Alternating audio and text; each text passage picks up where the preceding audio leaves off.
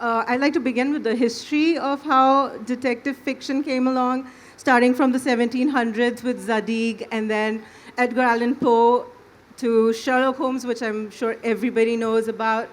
Hachette itself has done recently this Yellowback series, which is a revival of her classic thrillers. It's a brilliant series with 175 books for now. We're going to be adding more to those series, but then we thought, why not look at the Indian market? Why not look at all the Indian authors who've done brilliant work in the same genre, which with people like Chandra Sarkar, and then we have Feluda, Satyajit Ray's Feluda, or whether we have the Byomkesh Bakshi. So there's no dearth of Indian writers who've been working in this genre. I'd like to start with Tarun. So how did the genesis of this volume come about in your mind? Thank you. Yes, pleasure to be here. Thanks to JLF for the chance to launch the book at this venue. And yeah, thanks to all the panelists as well. To answer the question, well, to begin with, it was the experience of teaching detective fiction. I taught detective fiction at Hindu College for many years, and the prescribed text was inevitably Agatha Christie. As we were just discussing, whenever one thinks of detective fiction, either it's Conan Doyle or Agatha Christie that comes to mind. But I always had this lingering sense of dissatisfaction, figured that it would be interesting to actually explore the kind of writing which was emerging, which had emerged way back, right from the colonial era, and also track its contemporary evolution.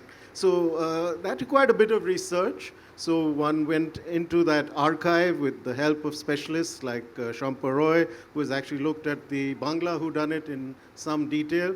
And it would be fascinating for, I'm sure, many readers to discover works by, for example, Rabindranath Tagore, who famously parodied the genre, taking the mickey out of the British colonialists and also, in some ways, subverting the tenets of the Sherlock Holmes style whodunit as early as 1898. So we have included her translation of Detective by Rabindranath Tagore.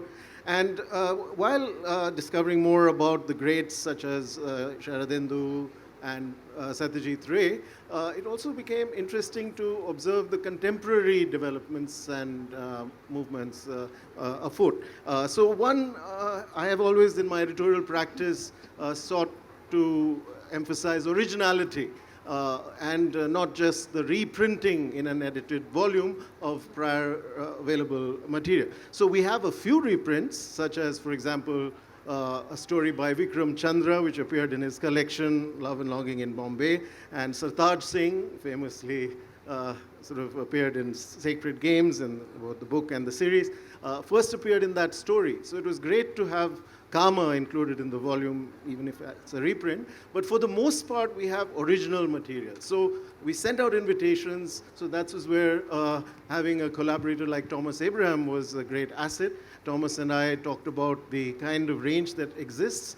And so the emphasis is on diversity. The diversity of the contemporary scene. We have writers from pretty much every nook and corner of the country. Yes, mainly English, but we have contemporary Bangla writers in translation. We have a major sort of voice as an Ambai in translation. So that was wonderful to get that kind of warm response from writers and also from translators who made the effort to amplify, as it were, the concerns which underpinned the project and give it the kind of depth which we were hoping to achieve. So that's just as a brief answer to that question. And would you say it's just the male authors that male detectives that we're looking at, or is there an influence of the female detectives as well in the anthology? Yes. So I've read it, so I know there are, but so, yeah. So that's like a cue for me to say that actually that's something we noticed as a remarkable facet. The fact that I'm outnumbered on the panel, I think, is evidence enough that women are writing detective fiction as never before. The gender aspect certainly needs to be highlighted as critics come to terms or reviewers come to terms with this value. And it's interesting to note that transition in a genre which was, yes, predominantly a masculine, shall we say, preserve, but especially in more recent times, we see a whole, well, a number of really significant voices coming to the fore. Women writers, not always necessarily placing at the forefront women detectives, but yes, creating texts, detective fiction stories, which often deconstruct the premises of the traditionalist whodunit. So that's where I'd like to emphasize that this is a collection which doesn't merely reprise the beaten track of the English, say, for example, Golden Age tradition of writing. There is a lot of experimental work here, and maybe we could talk a bit about the structure. Yeah. Yeah. So you'd like to, Tarun can tell us better about the structure of how we've decided to, club the stories together, because with such a large collection of stories, there has to be a structure that you follow so that the readers can get the most out of it. Indeed, indeed. In fact, often there are overlaps, but the way we've placed the stories is as follows. So we have initially the classic whodunit, so no getting away from those. Clues, the clue puzzle structure, the unraveling of the plot and the eventual resolution, that's there. So we can't really sort of negate that facet, which still is very much a living tradition, let's say, adapted to our context. Then we have experimental writing which even parodies the genre by, as I've mentioned already, Tagore, by Shishendu Mukhopadhyay and others, writing which actually may even question the very premises of the genre. The third category, which again appears in book 1, is writing which is hybrid in nature, which crosses the border, as it were, between detective fiction and allied genres like science fiction. I've edited a couple of volumes of science fiction, the Gollancz series, the 2 books which Hachette published. And so we have interesting examples of science fiction, of future crimes being committed or thought of or prevented even, or well, at least the attempt is made. So those are fascinating to see.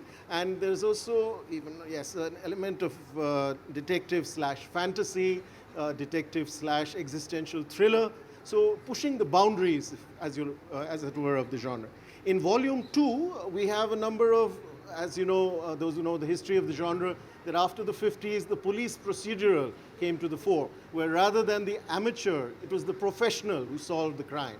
And that we see especially in the case of the American tradition, the noir tradition. So we have a fair number of police procedurals in volume 2. And finally, the most finally the most for me personally exciting aspect of volume 2 is the historical mysteries. So these are stories which retrieve lost stories, untold stories, subaltern stories, stories of marginalized groups and communities, and they use the lens of detective fiction to do so. And this is a global trend, by the way. It's akin to some of the sort of trends in historical fiction. But the specificity we see here is that it's the lens of detective fiction which is used to bear witness, as it were, to sometimes crimes of the past and to reveal some facets of what happened earlier, but now it's only now perhaps being truly illuminated. So that was perhaps absolutely the most fascinating aspect of discovering the significance of works by, among others, figures like Madhulika Liddell, who's situated many of her historical mysteries in the time of Dara Shikoh, or Wasim Khan, who writes about 50s India. So a whole range of very interesting historical mysteries to appear in this. With that, I'd like to ask Meeti about how she came about her story and like the idea behind it before we actually get to her reading out the story, like a passage. Hello. Good evening, everybody, and thank you at JLF. This is an absolute honor. Anupama, I won't tell you a lot about my story, but just the basics. Yeah, so but just that I've looked at point of view in this story. For me, the most compelling narrators are usually the invisible ones, the people on the sidelines, on the margins of the story, who you don't think are going to be involved with the plot. And sometimes these people, these invisible people, they see things which might not be apparent to the main characters embroiled. So my story, the Gulmohar House, unfolds from the point of view of a caretaker who's been employed by a family. I'm going to read a very short passage from it because we don't have more time. Diary entry 1, 1912-21. I, Mary D'Souza, am writing this down so that there is a record of what has happened and what may still transpire at 14B Gulmohar House, Burley. I have been employed here as a full-time nurse to 69-year-old Brajesh Ganatra, father of 2. About 2 years ago, BG was in a near-fatal biking accident that left him paralyzed from the waist below. At first, his family tried to care for him, but a crippled old man can be a difficult patient, and soon it became clear to them that they needed professional help. This is when I came into the picture. I have been given the room adjoining BG's so that I can go to him as soon as he rings the bell. Now, I'm a rather sprightly 50-year-old, but I admit I'm glad of this proximity, because for some time now, I've suspected that someone is trying to murder BG. I have no proof of this, just 2 unrelated incidents coupled with a terrible feeling in the pit of my stomach that he's in danger. The first was an Amazon gift hamper that came for BG a few weeks ago at Diwali. The servants gave it to me, along with the other gifts he'd received, and we opened it during our daily game of Scrabble. It contained the usual assorted pouches of almonds and cashews, as well as a large box of vegan cookies. BG has a sweet tooth, and he would have gone right for the cookies had I not picked up the box at that very moment and in effect saved his life. For the cookies were made of cocoa and peanut butter, and BG is fatally allergic to peanuts. I admonished him to be more careful then, and he ignored me in that absent way of his. And I would have forgotten all about it had I not reached out for the gift card and found that it did not say who had sent the hamper. There were general Diwali wishes on a standard Amazon card. When I asked BG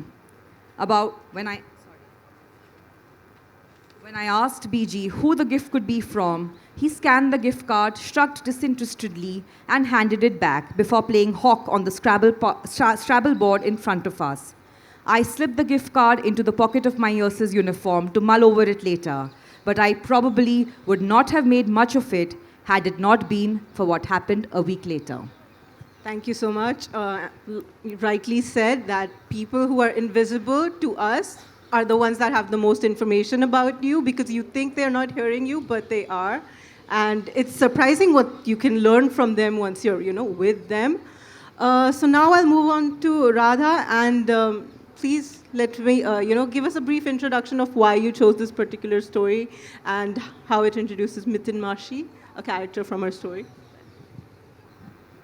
Thank you. Can you hear me?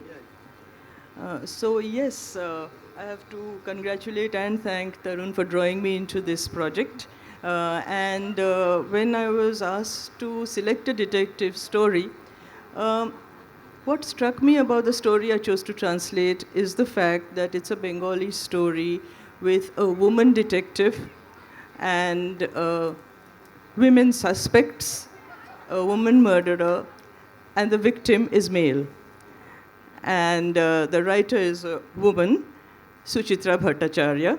So I just want to talk about the story a little bit before reading a very short passage from it, because Suchitra Bhattacharya, I think, needs a bit of introduction to those who are not familiar with her work. She was born in 1950 and passed away in 2015. She started writing in the 1970s, and until her death in 2015, she produced a prolific number of stories, novellas, novels, including writing for young adults. She wrote on social issues, and particularly she wrote on women-centered themes. And she shot to fame first with a novel, Kachet Deyal, and subsequently several of her works have been adapted for screen, not just in Bengali but in other languages. She's been translated into multiple languages in India, and I think perhaps the best known of these adaptations is Dahan. I think the name of the film is familiar to many of us. Now, she creates this figure of a young, middle-class, married woman detective, famously known as Mitin Mashi or Aunt Mitin. But her real name is Progya Paramita Mukherjee. And she's married to Partho and her son Boom Boom. And constantly while she solves her cases, we see her mind going back to her home, her husband, her son. But she balances that with this very unorthodox career because she works for Third Eye, which is a private detective agency. And she's made a name for herself solving cases, so much so that she has this strange love-hate relationship with the police inspector. And he actually has a grudging admiration for her work and relies on her a great deal because she helps the police to solve their cases. Now, this character, Mitin Mashi, she in many of the stories also appears with her niece, Tupur, but this figure does not appear in the story that I'll be reading from. And she belongs in a line of very few female detectives in Bengali fiction. There are, of course, female detectives in Indian fiction in general. We know about Ambai, we know about Kalpana Swaminathan, and their female detectives. In Bengali fiction, there are very few female detectives, the first being Goenda Krishna. And Mitin Mashi is a far cry from the vengeful, gun-toting, violent, and sometimes diabolical Goenda Krishna, who's a very dramatic figure created in the 1950s. But by the time we come down to Mitin Mashi, she believes in brain power rather than in muscle power. And she doesn't use the gun, she uses her wits. So in the story that I'll be reading from, the victim is a man who is an invalid, bedridden, and he's killed through an injection of air through an empty syringe. He's killed by air embolism,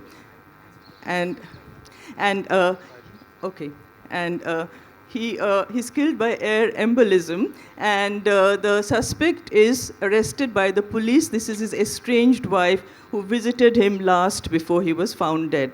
And she is very uncooperative with the police, but the police police officer allows Mitin to meet her, and we see how Mitin handles her gently. So we find that Chitralekha is sitting blankly, but then the police officer roars at her. "What's this? Let's have your answer," roared Anishchay. The onslaught seemed to send a shiver down Chitralekha's spine. She turned her head once. Her jaw was clenched tight, but a pulse throbbed in her throat. Then she quickly turned her face away again. Mitin rose to her feet, looking embarrassed.